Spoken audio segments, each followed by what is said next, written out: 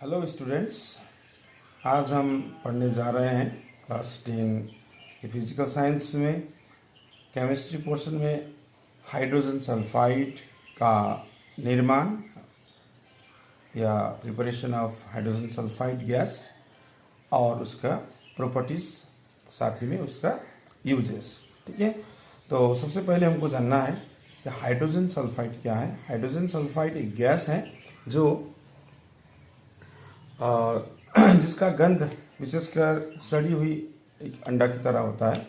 तो उसका विशेषकर फार्मूला है, हाइड्रोजन सल्फाइड है H2S, यानी कि हाइड्रोजन सल्फाइड का एक अणु हाइड्रोजन की 2 परमाणु और सल्फर की 1 परमाणु मिलकर बनता है।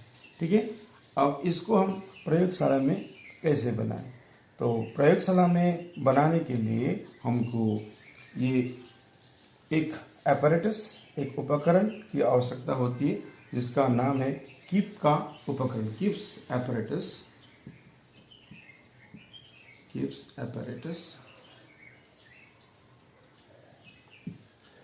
तो कीप्स का एपरेटस का ये 2 हिस्सा होता है। एक है ये निचले वाला भाग, ठीक है, जिसमें ये एक नीचे फ्लैट बटन है जिसकी सहायता से हम इसको टेबल के ऊपर रख सकते हैं, और इस पे जुड़ा हुआ एक गोलाकार भाग उसका जुड़ा हुआ है। ठीक है, इसमें दूसरा भाग है ये लंबा मुंह वाला लंबा नली है इसका जुड़ा हुआ, और ऊपर एक गोलाकार फ्लास्क है, उसके ऊपर इसके अंदर डाला जा सकता है, और डालने के बाद यहाँ पर इसको हम सील कर देते हैं ताकि कोई भी गैस बाहर ना निकले। ग्रीस की सहायता से इसको हम बंद कर देते हैं। और तीसरा भाग रहेगा इसका थिसल फनल, ऊपर से हम कोई भी चीज़ डालेंगे यहाँ से सीधा होकर ये यहाँ पर आएगा। ठीक है, तो सबसे पहले हम क्या करेंगे, ये वाला जो भाग है इसमें फेरस सल्फाइड के जो FeS फेरस सल्फाइड के जो टुकड़े होते हैं, उसको कमर्शियली जो पाए जाने वाले, बाजार में जो पाए जाने वाले अशुद्ध होता है, वही फेरस सल्फाइड का जो टिकिया छोटा छोटा मिलता है, उसको हम यहाँ पर भर देते हैं। ये नीचे नहीं गिर पाएगा, हल्का सा यहाँ पर जगह रह जाएगा, लेकिन उससे हम इतना बड़ा करेंगे कि इसके नीचे ना आ पाए। ठीक है, अब इस थिसल फनल की सहायता से हम लोग यहाँ पर डाइल्यूट सल्फ्यूरिक एसिड डालेंगे।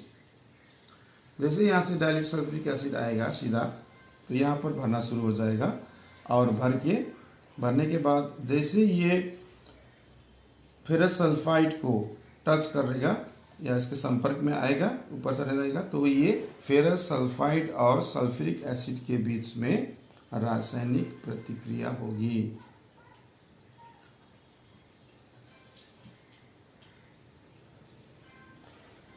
किस प्रकार की रासायनिक प्रतिक्रिया? सिंपल रासायनिक प्रतिक्रिया है, जिसमें हाइड्रोजन और ये सल्फर का जो परमाणु है मिल जाता है और बनता है H2S। हाइड्रोजन सल्फाइड ये गैस है, और प्लस क्या बनता है FeSO4। बहुत ही सिंपल केमिकल इक्वेशन है फेरस, इसका नाम है फेरस सल्फेट। ये फेरस सल्फाइड, ठीक है,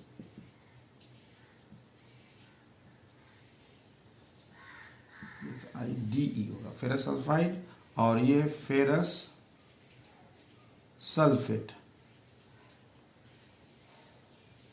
को ध्यान देना, और ये हो गया हाइड्रोजन सल्फाइड। ठीक है, अब जैसे ये हाइड्रोजन सल्फाइड गैस बनना शुरू होगा, तो ये इसी गैस के चैम्बर में रहेगा, और जैसे जैसे गैस बनता जाएगा तो ऊपर निकलने का कहीं भी जगह नहीं होगा, तो हाइड्रोजन सल्फाइड गैस ये एसिड को नीचे की तरफ धकेलेगा। ठीक है, धकेलना शुरू हो जाएगा, और हाइड्रोजन सल्फाइड के साथ सल्फ्यूरिक एसिड का संपर्क टूटेगा, जिसके कारण क्या होगा, यहाँ पर कोई किसी भी प्रकार के रासायनिक प्रतिक्रिया नहीं, ये रासायनिक प्रतिक्रिया नहीं होगी, और हाइड्रोजन सल्फाइड गैस बनना बंद होगा। लेकिन यहाँ पर हम हाइड्रोजन सल्फाइड गैस को कैसे निकालेंगे? निकालने के लिए यहाँ पर एक निकास नली होती है, जिसमें एक छोटा सा टैप रहेगा। उस टैप को ही जैसे हम खोल देंगे, ओपन करेंगे, तो यहाँ से हाइड्रोजन सल्फाइड गैस निकलता है। जब हाइड्रोजन की सल्फाइड गैस जैसे निकलेगा तो यहाँ पर प्रेशर कम होगा, हाइड्रोजन गैस निकल जाएगा, तो फिर से सल्फ्यूरिक एसिड ऊपर चढ़ने लगेगा और यहाँ पर रासायनिक प्रतिक्रिया होगी और फिर हाइड्रोजन सल्फाइड गैस बनेगा। इस तरह से हम जब चाहे तब इस कीप की उपकरण की सहायता से हम हाइड्रोजन सल्फाइड गैस प्राप्त कर सकते हैं। ठीक है, तो इसमें आपको याद रखना होगा कौन कौन से रासायनिक पदार्थ हमको चाहिए हाइड्रोजन सल्फाइड गैस बनाने के लिए। हाइड्रोजन सल्फाइड गैस बनाने के लिए हमको दो रासायनिक पदार्थ चाहिए, एक है फेरस सल्फाइड और दूसरा है सल्फ्यूरिक एसिड। किस प्रकार की एसिड? डाइल्यूट यानी कि तनु घोल, सल्फ्यूरिक एसिड के तनु घोल चाहिए और दोनों के बीच में रासायनिक प्रतिक्रिया होगी, क्या देगा? Hydrogen sulphide gas. ऊपर की तरफ जो एरो है वो हम कहते हैं हाइड्रोजन सल्फाइड गैस का वो सिंबल है। ठीक है, और इसमें कीप की उपकरण में हम कैसे बनाएंगे ये आपको बता दिए। और दूसरा इसका जो सिद्धांत है, सिद्धांत क्या है? हाइड्रोजन सल्फाइड गैस बनाने के लिए फेरस सल्फाइड और तानु सल्फ्यूरिक एसिड के बीच में प्रतिक्रिया करके हाइड्रोजन सल्फाइड गैस बनता है। बस इतना ही है। और रासायनिक समीकरण भी अब बहुत सिंपल सा है, ये आपको लिखना पड़ेगा। ठीक है, तो और कीप्स का उपकरण प्रयोग करने का उद्देश्य ये है कि हम इसमें से जब चाहे तब हाइड्रोजन सल्फाइड गैस उत्पन्न कर सकते हैं, निर्माण कर सकते हैं और उसका प्रयोग कर सकते हैं। ठीक है, अब आएंगे इसका गुण पर, प्रॉपर्टीज पर। इसका गुण क्या क्या है? इसके गुण में होगा, पहले फिजिकल प्रॉपर्टीज में आपका रहेगा, ये एक बहुत ही बुरी गंध वाली गैस है जिसका गंध सड़ी हुई अंडा की तरह होता है। ठीक है,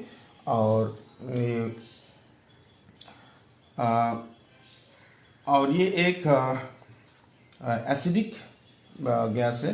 नीला लिटमस, भिगा हुआ नीला लिटमस यदि हम इसको संपर्क में लाएं तो ये क्या हो जाएगा? लाल रंग का हो जाएगा। ठीक है,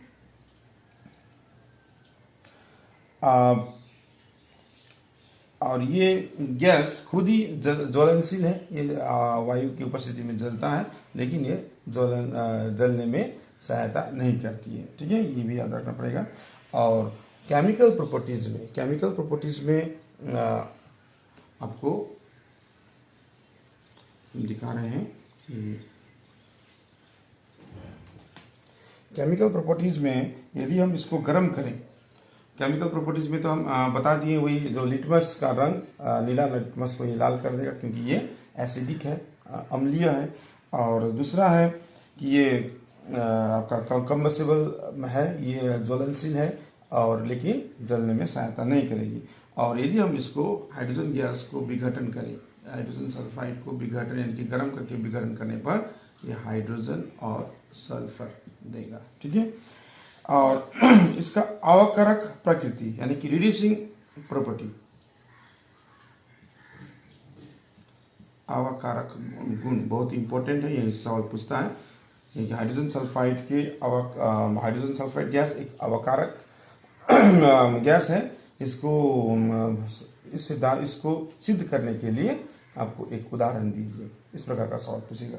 जैसे कि हम देखेंगे पोटासियम डाइक्रोमेट K2Cr2O7, ये एक नारंगी रंग का सॉल्ट है, नारंगी रंग का सॉल्ट, और इसको जल में घुलाएंगे तो भी ये नारंगी रंग का सॉल्यूशन देगा। और इसको हल्का सल्फ्यूरिक एसिड का कुछ बूंद डालकर इसमें से इसका सॉल्यूशन को इस पाइप की सहायता से जब हाइड्रोजन सल्फाइड गैस यदि हम पार करेंगे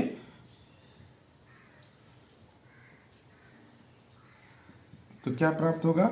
हम देखेंगे पोटासियम सल्फेट K2SO4 इसका और इसका मिलकर पोटासियम सल्फेट बनेगा और क्रोमियम सल्फेट बनेगा, क्रोमियम भी है।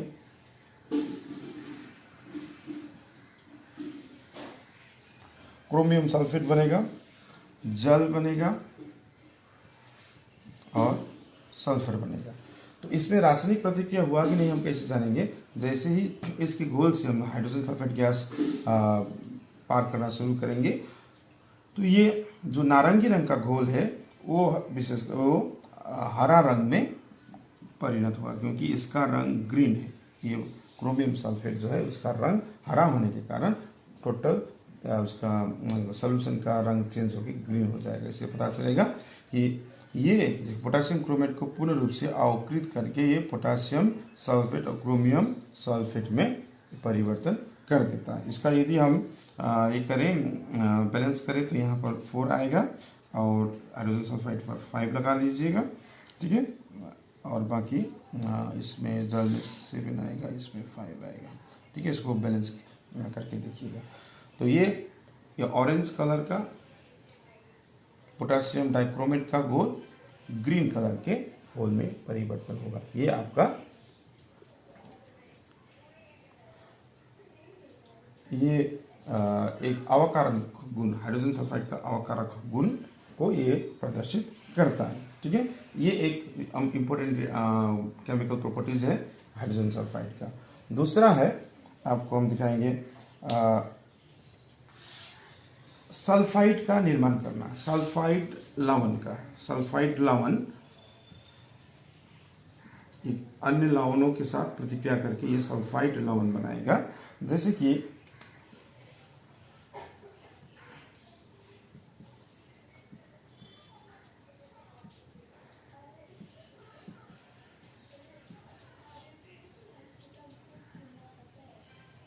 धात्विक सल्फाइड का निर्माण करेगा।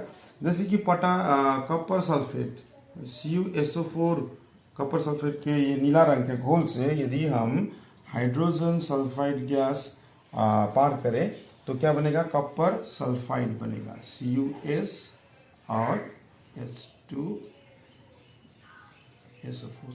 ये काला रंग का ये सॉलिड है, ये नीचे की तरफ एरो देंगे, ये ब्लैक रंग का कॉपर सल्फाइड बनाएगा, ठीक है।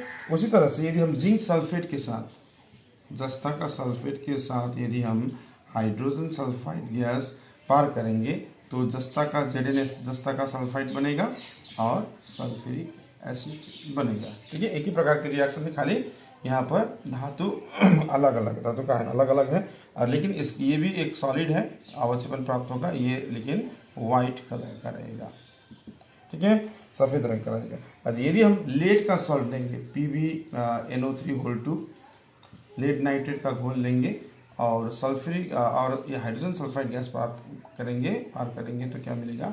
लेड सल्फाइड और नाइट्रिक एसिड, ठीक है। तो ये भी ब्लैक कलर का, ये 3 रिएक्शन बहुत इंपॉर्टेंट है। तो ये इसका महत्व इस प्रकार भी ही है क्योंकि यहाँ पर देखिए अलग अलग धातु के सॉल्ट के लिए हाइड्रोजन सल्फाइड अलग अलग रंग का सॉल्ट दे रहा है, यानी सल्फाइड बना रहा है। तो इससे हम लेबोरेटरी में क्या कर सकते हैं? किसी भी लवण में उपस्थित धातुओं के आयन, ये कौन सा धातु के आयन उपस्थित है उसको पहचानने के लिए भी हाइड्रोजन गैस का हम प्रयोग कर सकते हैं प्रतिकारक के रूप में, ठीक है। तो यही इम्पोर्टेंट है। और आपको सवाल ये भी पूछता है, देखिए कभी कभी oil paintings hydrogen sulphide gas के संपर्क में आने पर काला पड़ जाता है, क्यों? याद रखिएगा, ऑयल पेंटिंग्स में लेड का क्या रहेगा, यानी कि सीसा का कुछ तत्व यौगिक रहता है, ठीक है। तो सीसा का यौगिक हाइड्रोजन सल्फाइड गैस के संपर्क में आने पर क्या होगा? लेड सल्फाइड बनेगा जो काला रंग का होता है। इसलिए ऑयल पेंटिंग भी हाइड्रोजन सल्फाइड गैस के संपर्क में आने पर काला पड़ जाता है। और इसका प्रमुख उपयोग हम लोग प्रयोगशाला में करते हैं, प्रयोगशाला में प्रतिकारक के रूप में, यानी कि यही जो रिएक्शन धातु के आयनों को पहचानने के लिए हम प्रयोग करेंगे, ठीक है, 1 नंबर प्रयोग। और दूसरा है कि ये धात्विक सल्फाइड का निर्माण करने के लिए, ठीक है, प्रयोगशाला में धात्विक सल्फाइड को निर्माण करने के लिए हम हाइड्रोजन सल्फाइड गैस का प्रयोग करेंगे। ठीक है, तो बच्चों ये याद रखिएगा, हाइड्रोजन सल्फाइड गैस बहुत छोटा सा चैप्टर है आपका सिलेबस में, इसमें ज़्यादा आपको कोई दिक्कत नहीं है।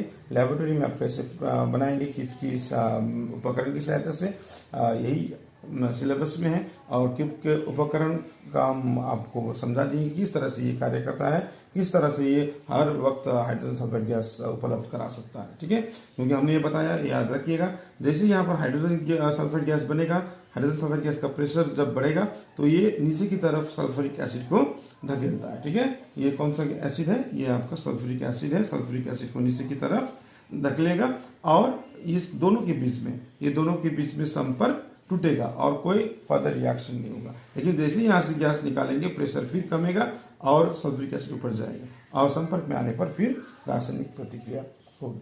ठीक है, तो आप इस चैप्टर को पढ़िए ध्यान से, और किताब से भी आप सब रेफरेंस ले लीजिएगा, और उससे संबंधित जितने भी सवाल हैं आप हमको पूछ सकते हैं, कि व्हाट्सएप के द्वारा हो या यूट्यूब के में डायरेक्ट